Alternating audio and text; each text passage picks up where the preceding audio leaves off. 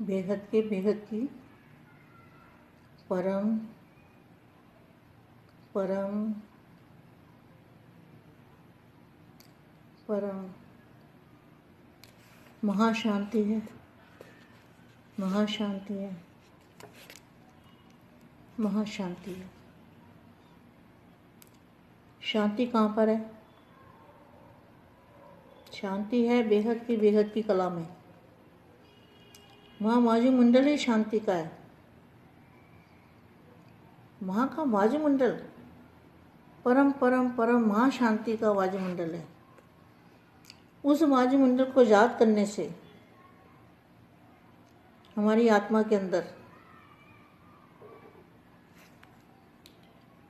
वो अनुभूति जब होती है, किसी चीज़ की अनुभव होती है ना, तो अनुभव होने से वो इतना ज़बरदस्त वायुमंडल है। वहाँ दादाजी का मूल स्थान है और उस वायुमंडल के अंदर भी दादाजी के मस्तक से लाइट आ रही है।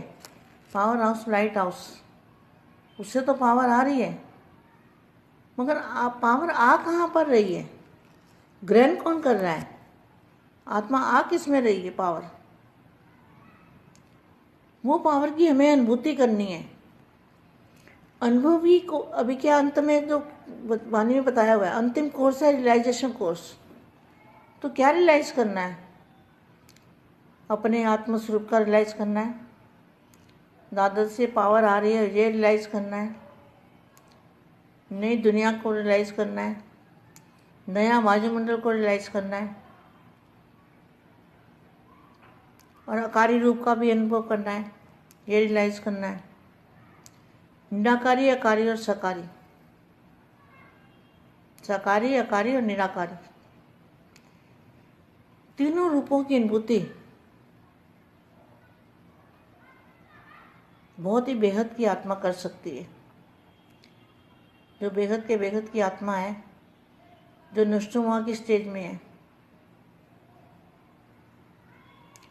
वही आत्मा इस पावर को, इस एनर्जी को, इस परम शक्तियों को, लाइट और माइट हाउस को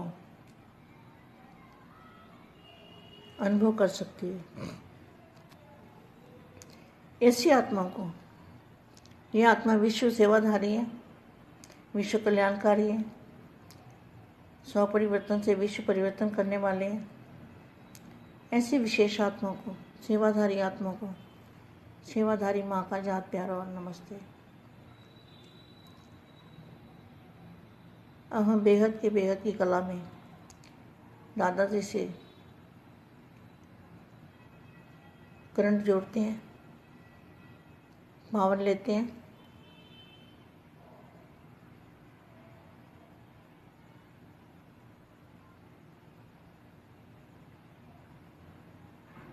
परम शांति। अब मैं इस वाणी से फिर दोबारा से रिपीट करती हूँ। निराकारी, आकारी और सकारी। तो निराकारी रूप कैसा है? निराकारी आत्मा स्वरूप बीज रूप अवस्था, जिसको कहा गया है बीज रूप अवस्था। बीज कितना छोटा होता है? सुई की नोक से भी करोड़वां भाग, अरबवां भाग छोटा। तभी तो दिखाई नहीं देती ना आत्मा। आत्मा दिखाई क्यों नहीं देती? क्योंकि आत्मा परम प्रकाश की है। तो परम प्रकाश कैसे दिखेगा?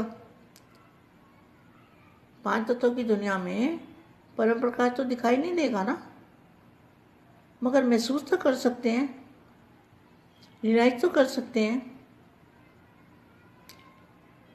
तो ना तो आत्मा दिखाई देगी, आत्मा की अनुभूति हो सकती है। तो आत्मा की अनुभूति बेहद की जो आत्माएं हैं, उनको बीज रूप अवस्था भी धारण करनी है। कभी बीज रूप अवस्था, निराकारी अवस्था, आत्मस्वरूप की अवस्था, और कभी आकारी रूप की अवस्था, और कभी सकारी रूप की अवस्था। निराकारी रूप में बाप के साथ बैठ जाना है, आकारी रूप की भी अनुभूति करनी है और सकारी रूप की भी अनुभूति करनी है। और अकारी रूप माना फरिश्ता रूप। निराकारी, अकारी और सकारी, इस तीनों स्टेजेस को समान बनाया है क्वेश्चन मार्क है। जितना सकारी रूप में स्थित होना सहज अनुभव करते हो, उतना ही आकारी स्वरूप अर्थात अपनी संपूर्ण स्टेज, आकारी स्वरूप अर्थात अपनी संपूर्ण स्टेज व अपने अनादि स्वरूप, अनादि स्वरूप निराकारी, निराकारी स्टेज में स्थित होना सहज अनुभव होता है क्वेश्चन मार्क। ये बहुत मुश्किल काम है, निराकारी रूप को जानना, अनुभव करना, आत्मस्वरूप की अनुभूति करना, बीज रूप अवस्था की अनुभूति करना और फरिश्ता रूप की अनुभूति करना। आकारी स्वरूप अर्थात अपनी संपूर्ण स्टेज, अपने अनादि स्वरूप निराकारी स्टेज में स्थित होना सहज अनुभव होता है। साकारी स्वरूप आदि स्वरूप है और निराकारी अनादि स्वरूप है।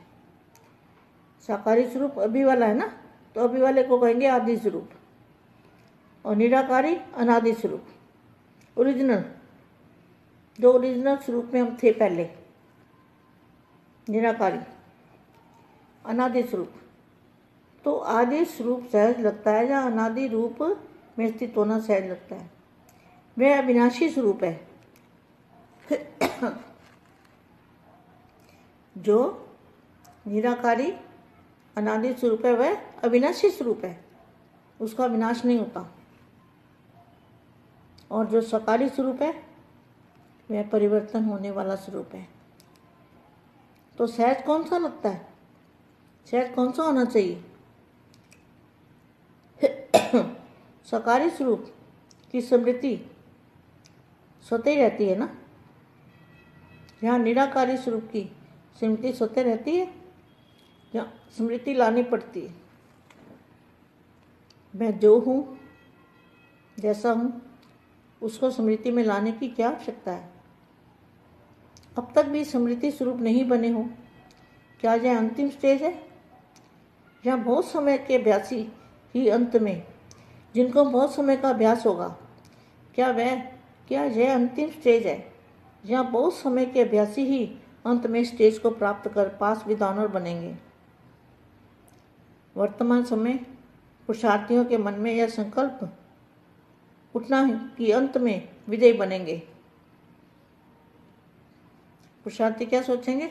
कोई अंत में देखेंगे, अंत में बन जाएंगे, वह अंत में निर्विघ्न और विघ्न विनाशक बनेंगे। यह संकल्प ही रायल रूप का अलबेलापन है, अर्थात रायल माया है। यह संपूर्ण बनने के में विघ्न डालता है। यही अलबेलापन सफलता मूर्त और समान मूर्त बनने नहीं देता। बेहद के बेहद की परम परम परम महाशांति है, महाशांति है, महाशांति है। सॉरी बच्चों, मुझे खांसी आ गई थी 2 बार। परम शांति, आप डिस्टर्ब होंगे सुनने में। परम शांति। బేహద్దు పరం మహాశాంతి. బేహద్దు మా బేహద్దు పిల్లలకి బేహద్దు దివ్య సందేశము.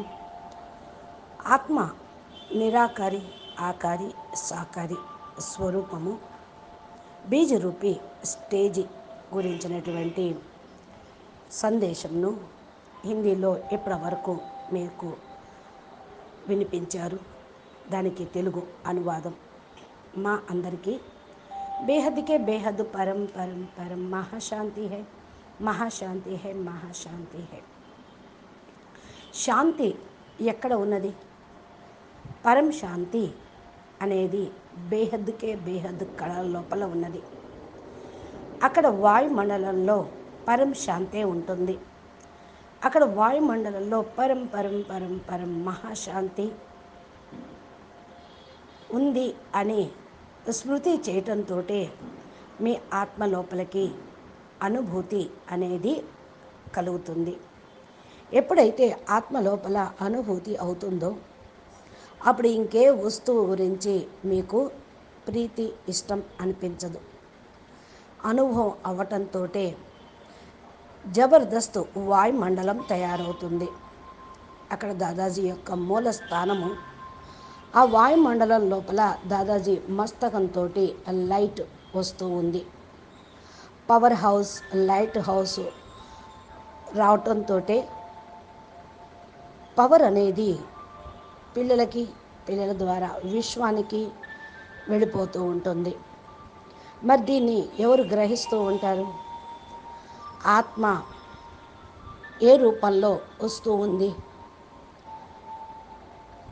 పవరు మనకు అనుభూతి అనేది కలుగుతూ ఉంటుంది. వాణి లోపల ఏదైతే వాక్కు లోపలికి వస్తూ ఉంటుందో అది మీకు అనుభవం, రియలైజేషన్ అవుతూ ఉంటుంది. అవ్యక్త వాణిలో అంతిమ కోర్సు రియలైజేషన్ కోర్సు అని అన్నారు. ఈ యొక్క రియలైజ్ చేసుకోవటం, తమ యొక్క ఆత్మస్వరూపాన్ని స్థిరంగా ఉంచుకోవటం, దాదాజీతోటి పవరు వస్తూ ఉంది అని రియలైజ్ అవ్వటం, కొత్త ప్రపంచాన్ని రియలైజ్ చేసుకోవటం, కొత్త వాయుమండలాన్ని రియలైజ్ చేసుకోవటం, ఆకారి రూపంలో కూడా అనుభవం అనేది ఉంటుంది. ఇది రియలైజ్ కావాలి. నిరాకారి, ఆకారి, సాకారి ఈ 3 రూపాల్లో అనుభూతి అనేది బేహద్దు ఆత్మలు మాత్రమే చేసుకోగలరు. బేహద్దుకే బేహద్దు ఆత్మలు నష్టో మోహులుగా అయ్యి ఈ స్టేజిలో ఉంటే ఆత్మ పవర్ అనేది పొందుతూ ఉంటుంది. ఈ ఎనర్జీని, పరమ శక్తులను, లైట్ మరియు మైట్ స్టేజ్ని అనుభవం కలిగిస్తూ ఉంటుంది. ఇలాంటి ఆత్మలకు విశ్వ సేవాధారి, విశ్వ కళ్యాణకారి, స్వపరివర్తనతోటి విశ్వ పరివర్తన చేసేవాళ్ళు అనే టైటిల్ లభిస్తుంది. వీరు చేయగలరు. అలాంటి ఆత్మలే విశేషమైన ఆత్మలు, విశ్వ సేవాధారి ఆత్మలు. ఇలాంటి ఆత్మలకు విశ్వ సేవాధారి మా ప్రియ స్మృతులు మరియు నమస్తే చెప్తూ ఉన్నారు. మనము బేహద్దుకే బేహద్దు కళల పరంధామానికి దాదాజీ తోటి కరెంటు తీసుకోవటానికి, పవర్ని తీసుకోవటానికి వెళ్ళి అక్కడ మనసు బుద్ధితోటి స్మృతి అనేది చెయ్యాలి. నేను ఇప్పుడు అవ్యక్తవాణిలో కొంచెం ముఖ్యమైన విషయాలు రిపీట్ చేస్తాను. నిరాకారి స్వరూపము అంటే ఆత్మస్వరూపం, బీజరూపీ స్థితి. దీన్నే అంటారు నిరాకారి స్థితి అని. బీజం ఎంత చిన్నగా ఉంటుంది? సూది మన మోపినంత ఎంత చిన్నగా ఉంటుంది? వటవృక్షం, మర్రి చెట్టు విత్తనం. కానీ అది ఎంత పెద్ద చెట్టుగా అవుతుంది? సూదిలు మన మోపినంత, సూది మొనలోని కోటో వంతు అనుకోండి, అంత చిన్నగా ఉంటుంది ఆత్మ కూడా. అరబోం బాగ్, మిలియన్ ట్రిలియన్ భాగాలు మనకు కనిపించదు. ఆత్మ కూడా కనిపించదు. ఆత్మ చూపించేది కాదు కదా. ఆత్మ పరం ప్రకాశం కలిగింది. ఆత్మ యొక్క పరం ప్రకాశంని ఎలా చూస్తారు? పంచతత్వాల ప్రపంచంలో పరం ప్రకాశాన్ని చూపించలేరు. అది అనుభవం చేసుకోవచ్చు, రియలైజ్ చేసుకోవచ్చు. ఆత్మ కూడా కనిపించదు. అట్లాగే ఆత్మను అనుభూతి చేసుకోవచ్చు. ఆత్మ అనుభూతి బేహద్దు ఆత్మలకు కలుగుతూ ఉంటుంది. ఎందుకంటే వీళ్ళు బీజరూపీ స్థితిని ధారణ చేస్తూ ఉంటారు. ఎప్పుడైతే బీజరూపీ స్థితిలో ఉంటారో, నిరాకారి స్థితిలో, ఆత్మిక స్థితిలో ఉంటూ ఉంటారో, ఆకారి స్థితి నుండి సాకారి రూపంలోకి వస్తూ ఉంటారు. నిరాకారి రూపంలో బాప్తో పాటు కూర్చుంటారు. ఆకారి రూపంలో కూడా అనుభూతి పొందుతూ ఉంటారు. సాకారి రూపంలో కూడా అనుభూతి పొందుతూ ఉంటారు. ఆకారి రూపము అంటే ఫరిస్తా స్వరూపము. నిరాకారి, ఆకారి, సాకారి ఈ 3 స్టేజెస్ను సమానంగా తయారు చేసుకున్నారా? ఎంత సాకారి రూపాన్ని స్థితిలో తయారు చేసుకుంటారో అంత సహజంగా నిరాకారి ఆకారి రూపం కూడా అనుభవం కావాలి. మీ శరీరాన్ని జ్ఞాపకం ఉంచుకోవటానికి మీరే కష్టము పడరు కదా, కలలో కూడా దాన్ని మర్చిపోరే. అదేవిధంగా ఆకారి స్వరూపము సంపూర్ణ స్టేజ్. ఆకారి స్వరూపం అనగా మీ సంపూర్ణ స్టేజ్. అనాది స్వరూపము నిరాకారి స్టేజ్. అదేవిధంగా అంత సహజంగానే అనుభవం కావాలి. ఇది కష్టమైన పనేమీ కాదు. నిరాకారి రూపాన్ని తెలుసుకోవటం, అనుభవం చేసుకోవటం, ఆత్మస్వరూపం యొక్క అనుభూతి చేసుకోవటం, బీజరూపీ స్థితి యొక్క అనుభూతి పొందటం, ఫరిస్తా స్వరూపాన్ని అనుభవం చేసుకోవటం, ఆకారి స్వరూపం తన సంపూర్ణ స్టేజ్లో ఉండటం, తమ యొక్క అనాది స్వరూపం నిరాకారి స్టేజ్లో ఉండటం సహజంగానే అనుభవం అవుతూ ఉంటుంది. సాకారి స్వరూపము ఆది స్వరూపము, నిరాకారి స్వరూపము అనాది స్వరూపము, ఆకారి స్వరూపము సంపూర్ణ స్టేజ్. ఈ మూడు మాటలే సదా మీరు జ్ఞాపకం ఉంచుకొని మాటి మాటికి స్మృతిలో ఉంచుకోండి. ఆది స్వరూపము, అనాది స్వరూపము, సంపూర్ణ స్వరూపము. ఒరిజినల్ స్వరూపంలో మనం ఉండాలి. నిరాకారి అంటే ఆత్మస్వరూపము. ఇది సహజంగానే ఉండాలి. ఎందుకంటే ఇది అవినాశి స్వరూపం, మీ స్వరూపం ఒరిజినల్. నిరాకారి అనాది అవినాశి స్వరూపము అంటే ఎప్పటికీ వినాశనం కాదు. సాకారి స్వరూపం అంటే పరివర్తనాత్మకమైన, మారుతూ ఉంటుంది. సహజంగా మరి ఏదనిపిస్తుంది? మారేది జ్ఞాపకం ఉంచుకోవటం కష్టమా? ఎప్పుడు మారంది అవినాశి బీజంగా సదా ఉండేదాన్ని జ్ఞాపకం ఉంచుకోవటం కష్టమా? మరి సాకార స్వరూపం స్మృతి స్వతహానే వస్తుంది. నిరాకారి స్వరూపం స్మృతి స్వతహానే ఎందుకు రావటం లేదు? స్మృతికి తెచ్చుకోవాల్సి వస్తుంది. నేనెవరు, ఎలా ఉన్నాను, ఏమిటి అని. దీన్ని స్మృతిలోకి తెచ్చుకోవాల్సిన అవసరం ఏంటి? ఇది మీ స్వరూపమేగా. ఆత్మస్వరూపం మీదే, అవినాశి స్వరూపం మీదే, మీరే పరం లైటు అనేటువంటి మాటని ఎంతవరకు అయితే స్మృతి స్వరూపంగా కారో అంతవరకు కూడా అంతిమ స్టేజ్ అనేది తయారు కాదు. వెళ్ళలేరు అంతిమ స్టేజ్లోకి, ఆది స్టేజ్లోకి. ఇది చిరకాల అభ్యాసం ఉంటేనే అంతిమంలో చాలా త్వరగా ఈ స్టేజ్లోకి వెళ్ళిపోతారు. అంతిమ స్టేజీ చాలా సమయము అభ్యాసం లాస్ట్లో ఉపయోగపడుతూ ఉంటుంది. ఈ స్టేజ్ని పొందితేనే పాస్ విత్ ఆనర్గా కాగలుగుతారు. వర్తమాన సమయం పురుషార్థి స్వరూపము. మనసులో ఈ సంకల్పం ఎంతైతే వస్తూ ఉంటుందో అంతగా విజయీగా అవుతూ ఉంటారు. పురుషార్థం చేస్తూ ఏం ఆలోచిస్తూ ఉన్నారు? అంతిమంలో మేము అవుతాంలే అని ఆలోచించకండి.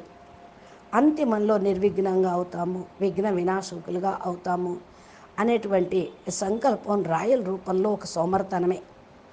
అనగా ఆ రాయల్గా మిమ్మల్ని బుద్ధి కాస్త తిప్పేస్తూ ఉంటుంది మాయ. సంపూర్ణంగా అగుటకు ఈ మాయ ఈ విఘ్నాన్ని వేస్తూ ఉంటుంది. ఇదే సోమరితనం వల్ల సఫలతామూర్తులుగాను సమాన మూర్తులుగా కానివ్వదు. మీరు కాలేకపోతారు. अच्छा बेहद के बेहद परम परम महाशांति है, महाशांति है, महाशांति है. నమస్తే, ధన్యవాదాలు. పరం శాంతి.